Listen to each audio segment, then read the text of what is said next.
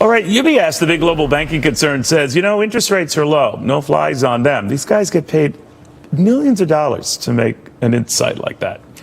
Nevertheless, UBS goes a step further that it not only does it clearly create a bond market bubble, but by extension, a global housing bubble. And to be fair to UBS, they start pinpointing the cities worldwide that seem to be the most vulnerable to a bubble that could burst. Vancouver, I saw that for myself. I mean, they're just treating real estate like it's on a gambling table.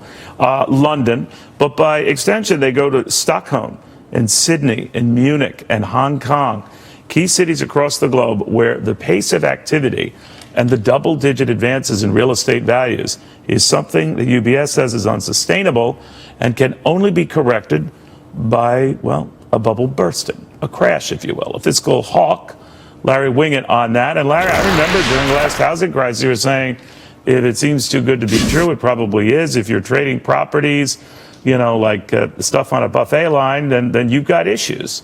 I don't think that's as big a problem in this country because we're not quite back to where we were. But in these cities, Vancouver particularly, they're there and then some. So does UBS have a point? Should we worry?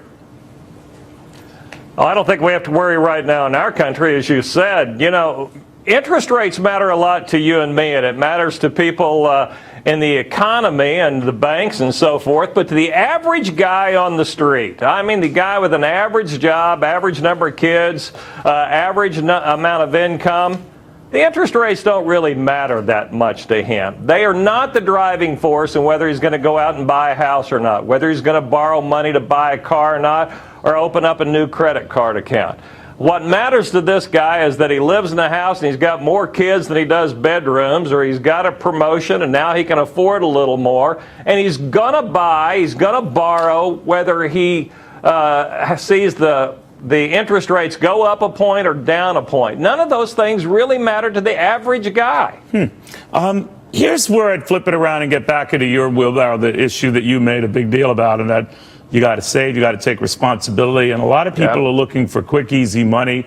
Not that real estate is returning to the days if you had a pulse, you got a mortgage, but fears that it could. That a lot of people are playing the real estate market much as they did in those early days, where they would buy and sell properties before even physically seeing them. That for a lot of young people in particular, that looks like a good, quick, easy money-making opportunity that won't require much sweat equity. What do you make of that? Well, the words quick and easy rarely have much to do with long-term financial gain, in my opinion. I used to be one of those guys that would buy property sight unseen. It was a good time to do that back in the day.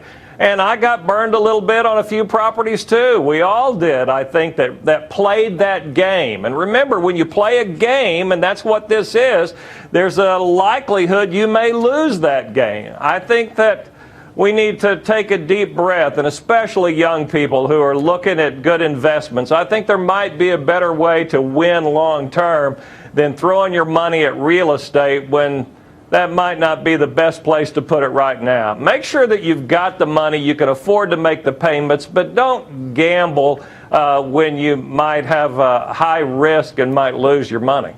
Well put, as it is always, Larry. Thank you very much. Good seeing you again. Good to see you, Neil. All right, Larry Winget. So many great books. Grow a Pair, though, is my personal favorite. There are many, but that one, for the title alone, imagine clearing that through the publishing houses. He wants to say grow a... All right. Anyway, SpaceX and Elon Musk and all those geniuses.